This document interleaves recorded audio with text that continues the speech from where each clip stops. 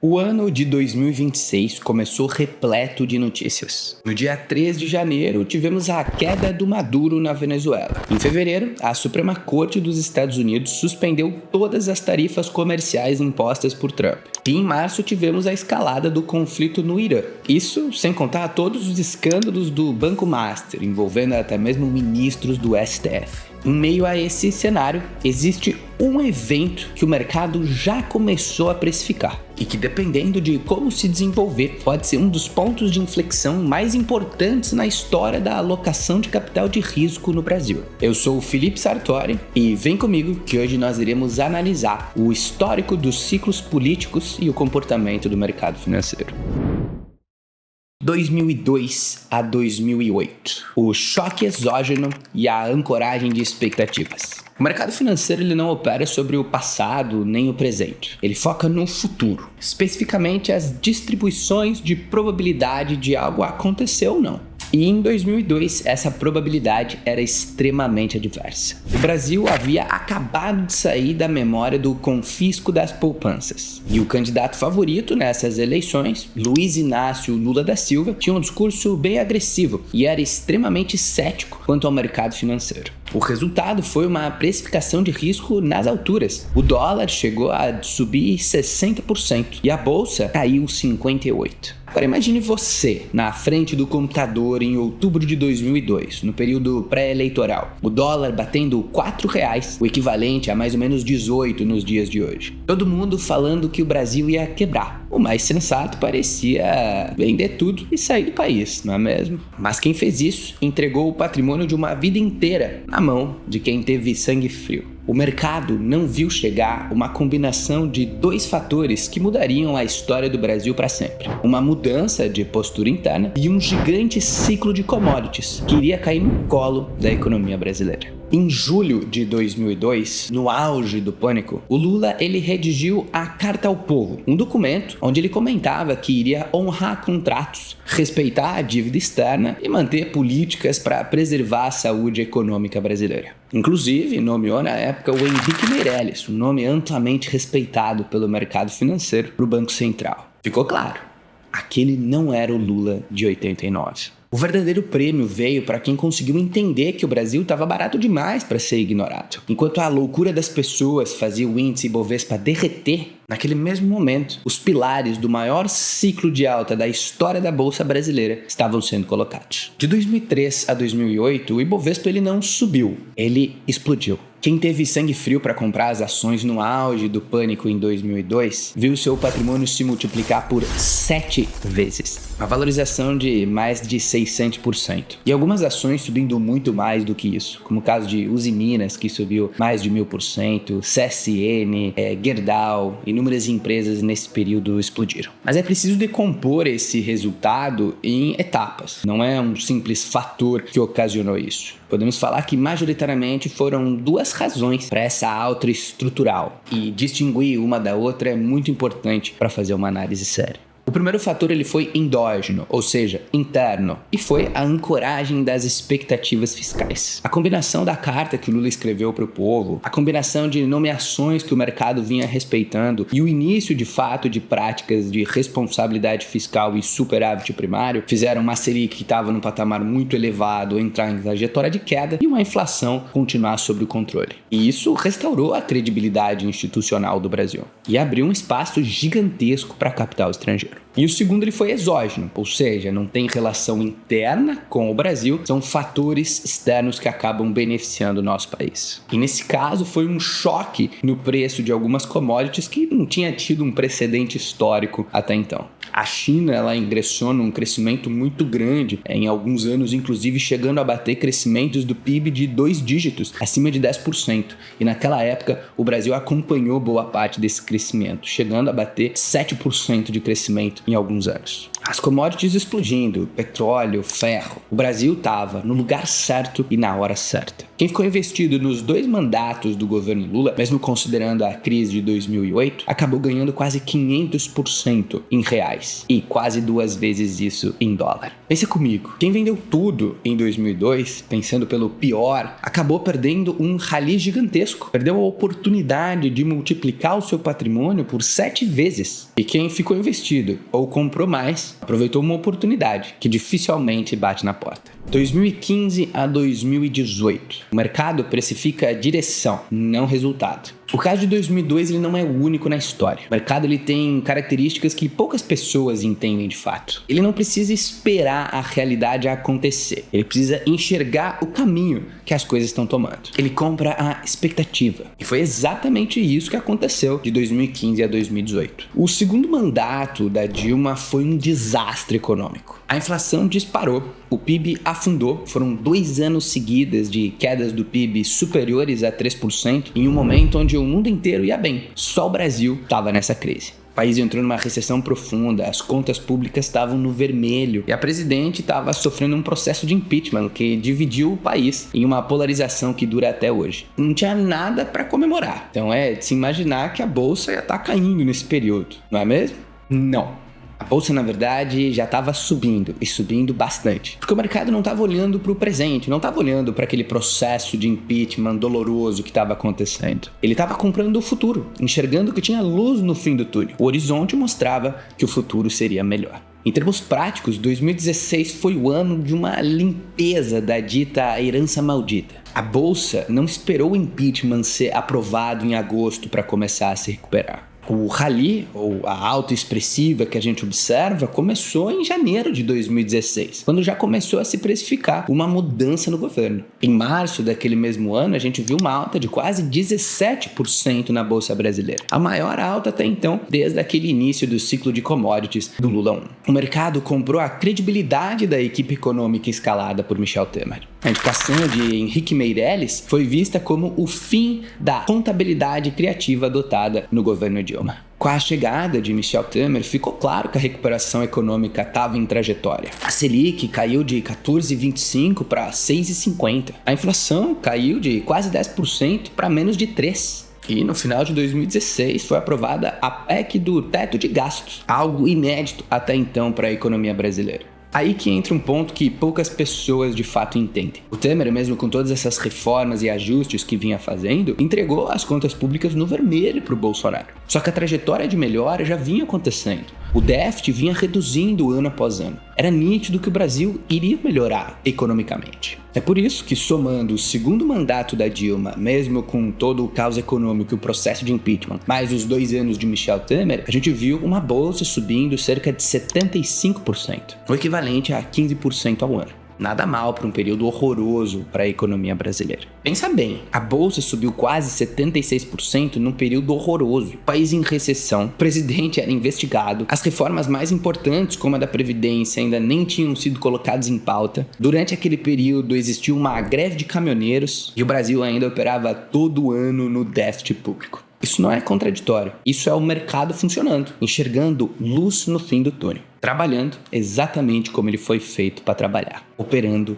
probabilidades futuras. E aí que mora a maior lição para as eleições desse ano. O mercado não vai esperar o resultado chegar para começar a precificar. Ele vai colocar nos preços muito antes do primeiro voto ser depositado nas urnas. Inclusive, talvez até já tenha começado. Lula não é mais o mesmo. O presidente Lula sabe o que é preciso para ganhar uma eleição e aprendeu isso da pior forma possível. Após 3 derrotas consecutivas em 89, 94 e 98, ele entendeu que precisava fazer mudanças. Contratou alguns dos maiores marqueteiros da história, que mudou radicalmente de postura. O revolucionário de punho cerrado morreu e deu espaço ao Lula. Paz e amor. Um discurso moderado, conciliador, que abraçava exatamente o público que tinha medo do que o PT poderia implementar se viesse a ganhar uma eleição. Ele suprimiu o lado radical e fez alianças políticas que eram inimagináveis. Se juntou a José Sarney, Renan Calheiros, Delfim Neto e até mesmo Ciro Gomes, que havia participado de algumas eleições com ele, acabou apoiando no segundo turno de 2002. E seu vice, José de Alencar, um empresário do Partido Liberal. Sim, o mesmo partido que por muito tempo abrigou Bolsonaro e hoje abriga seu filho, Flávio. A mensagem era clara. O PT tinha chegado para governar, não para fazer revolução. E a mesma lógica ela foi aplicada com a Dilma. Michel Temer, presidente do PMDB e um dos maiores líderes políticos e articuladores do Congresso, entrou como vice. E não porque Dilma gostava muito dele, e sim por uma necessidade de capital político. O PMDB trazia uma bancada gigantesca, trazia uma capilaridade em diversas cidades do interior brasileiro e trazia a governabilidade que o PT precisava para aprovar os seus projetos. E em torno dessa chapa foram juntando outros grandes nomes da política, como Gilberto Kassab, Eduardo Paes e Fernando Collor. Aquele mesmo Collor que tinha enfrentado Lula em 89. A receita funcionou tão bem que garantiu até mesmo uma reeleição contra o Aécio Neves em 2014, na reeleição que iria marcar o início do ciclo político mais polarizado da história brasileira. Em 2022, esse manual ele foi executado com ainda mais maestria. Lula abraçou o campo político que Bolsonaro se recusou. Montou, talvez, a maior coligação democrática possível. Trouxe economistas do Plano Real, trouxe o próprio FHC, trouxe Ciro Gomes, Marina Silva, Simone Tebet, e até mesmo ganhou alguns votos de brinde do João Amoedo, que se declarou contrário à legenda do Partido Novo e declarou apoio ao Lula. Era uma coalizão de adversários históricos, mas que tinham um objetivo em comum: derrotar Bolsonaro. Mas e agora? Como é que tá a situação? O Lula ele nunca esteve tão distante do centro como ele se encontra hoje. As nomeações de Guilherme Boulos e Gleisi Hoffmann para ministros no ano de 2025 deixou isso muito claro. Escolhas que sinalizam base ideológica e não articulação política. O mesmo eleitor que vota em Guilherme ou Boulos também vota em Lula, independente do que aconteça. O presidente teve janelas para fazer as pazes com o Congresso. Teve a oportunidade de distribuir ministérios e reconstruir pontes, mas não fez. Por quê? A resposta mais honesta é que parece que Lula não está pensando na próxima eleição. Ele está jogando para a história. Ele está sendo grato com o movimento que o apoiou até mesmo nos piores momentos da sua carreira, enquanto esteve preso. Talvez no fundo ele saiba que é o seu último mandato, não necessariamente por uma derrota nas urnas, mas por uma razão muito simples. Estamos falando de um homem com quase 81 anos de idade. Popularidade. Olha o gráfico que você está vendo agora. Em fevereiro de 2023, no início do mandato, 56% dos brasileiros aprovavam o governo Lula. Claro, começo de mandato, todo mundo feliz. Hoje, em 2026, às vésperas da eleição, esse número caiu para 46%. E o mais grave, a desaprovação atingindo 54%. Ou seja, mais da metade da população o rejeita. Isso é gravíssimo. Mas aqui que estão os detalhes que poucas pessoas comentam. Isso não aconteceu de uma vez. Foi uma erosão lenta, construída tijolo por tijolo. O IOF, que ele tentou aumentar e perdeu, e depois teve que judicializar a briga para conseguir aumentar a alíquota. O PL da dosimetria, que irritou drasticamente o Congresso. O caso Master, que vem respingando de alguma forma no Executivo. Cada um desses episódios, sozinhos, seriam administráveis, mas juntos se tornam impossível. Constroem uma narrativa. E narrativa em ano eleitoral vale mais do que qualquer dado econômico.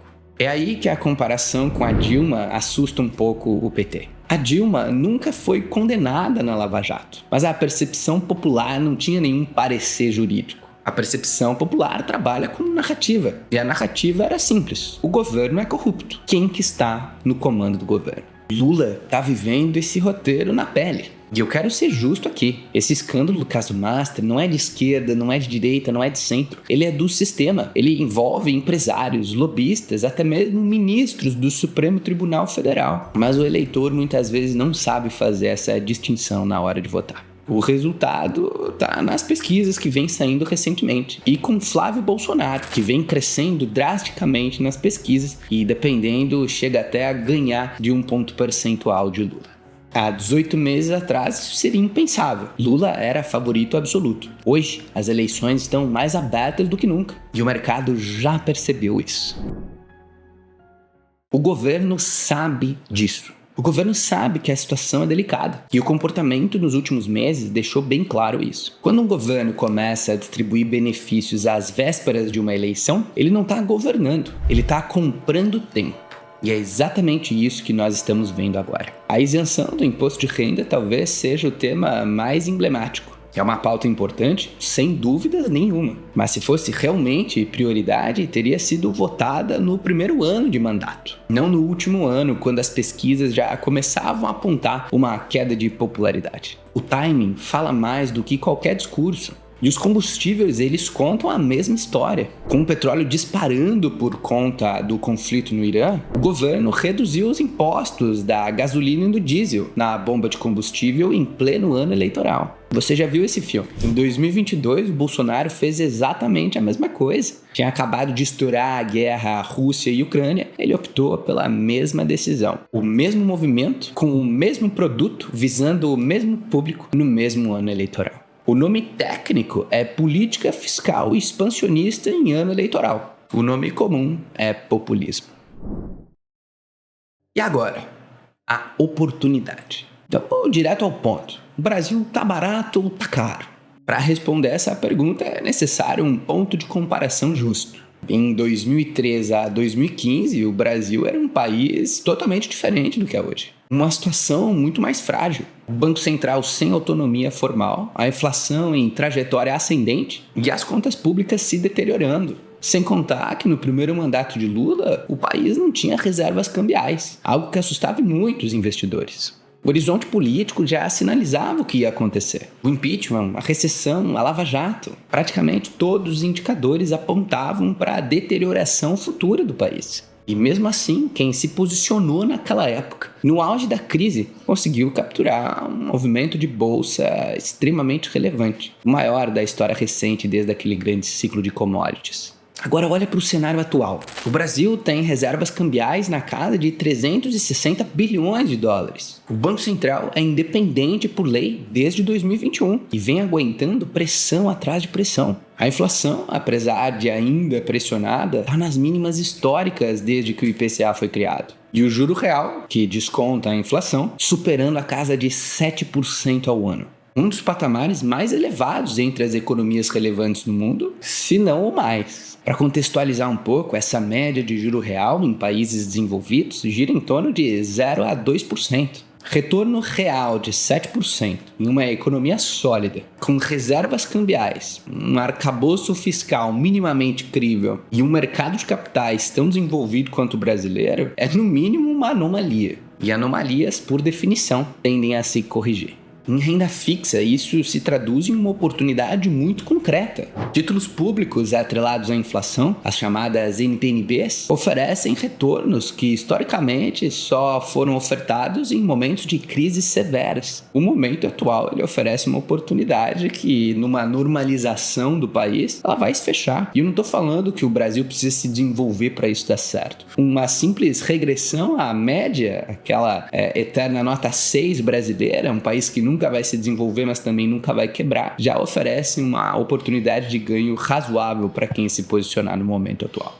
Em renda variável, o argumento ele é o mesmo, só que estruturalmente um pouco mais complexo. O ciclo prolongado de juros futuros elevados comprimiu muito o balanço das empresas. É só pensar, com um juro mais alto, a dívida é mais alta. A dívida mais alta, para quem contrai essa dívida, prejudica o lucro. Afinal, da receita, que é o que você vende, até chegar para o seu bolso o lucro líquido, você tem impostos a pagar. Você tem muitas vezes empréstimos a pagar. E esses empréstimos estão diretamente atrelados à taxa de juros. A lógica de reversão ela é direta. Quando o ciclo de afrouxamento monetário se iniciar, ou seja, quando a Selic começar a baixar, o alívio no custo de capital das empresas, ou seja, do percentual que elas pagam de dívida, deve refletir diretamente nos balanços. Balanços que hoje parecem extremamente prejudicados por conta destes juros elevadíssimos podem se recuperar numa velocidade muito rápida, conforme uma queda relevante na trajetória dos juros. Setores com alto grau de alavancagem e receita previsível podem se beneficiar muito com esse cenário.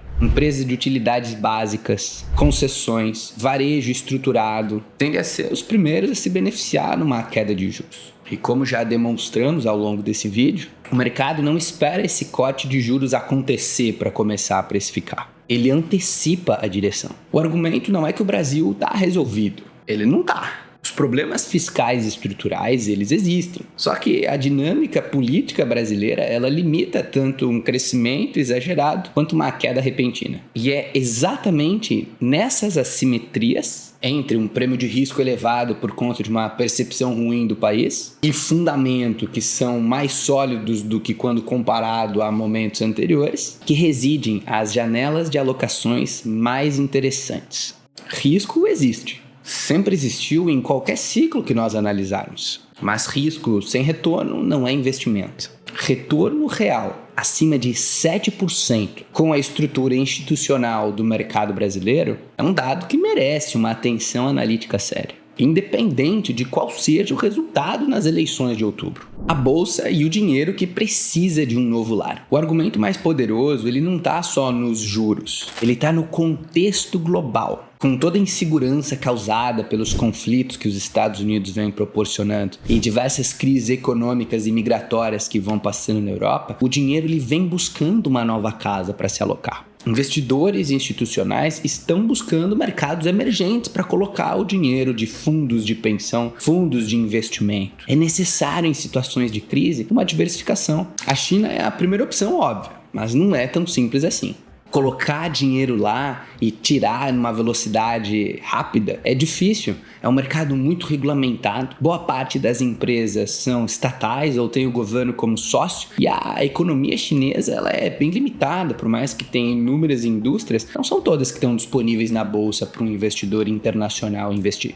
A Rússia está fora do mapa. Desde o conflito em 2022 com a Ucrânia, as sanções elas impedem que qualquer investimento seja feito. Sem contar que a economia russa ela é muito dependente de gás e petróleo. A Índia cresce, sim, é verdade. Só que a Índia tem limitações estruturais muito grandes. Além da pobreza extrema, é um país que não tem um mercado de capitais tão bem estruturado quanto o brasileiro. E aí que sobra o Brasil. Entre os grandes países para se investir, o Brasil é o que mais se parece com os Estados Unidos. Até porque o nosso modelo de mercado de capitais, ele é uma cópia, basicamente um Ctrl-C, Ctrl-V do que é o modelo norte-americano. Bolsa regulada, câmbio flutuante, mercado de derivativos muito bem estruturado e uma cultura crescente por investimento em renda variável. A economia brasileira, por mais que não pareça, ela é bem diversificada quando comparada a outros emergentes. A gente tem um setor bancário muito forte, tem um setor de commodities muito bem diversificado, soja, produção pecuária, minério de ferro, petróleo. Não é uma única commodity. Mesmo com todos os problemas, o Brasil é um país muito sólido. Nunca vai se tornar uma Suíça, mas também nunca vai cair para uma Venezuela. Quando o capital estrangeiro decide reduzir a alocação doméstica e procurar por opções internacionais em mercados emergentes, o Brasil não é só uma opção. Muitas vezes é a opção mais óbvia. E aqui que está o ponto que amarra tudo isso que a gente conversou até agora. Se a história nos ensinou alguma coisa, e durante esse vídeo a gente passou o vídeo inteiro revisando a história, é que os maiores movimentos na economia brasileira, eles não aconteceram quando as coisas começaram a melhorar, e sim quando o pior estava por vir,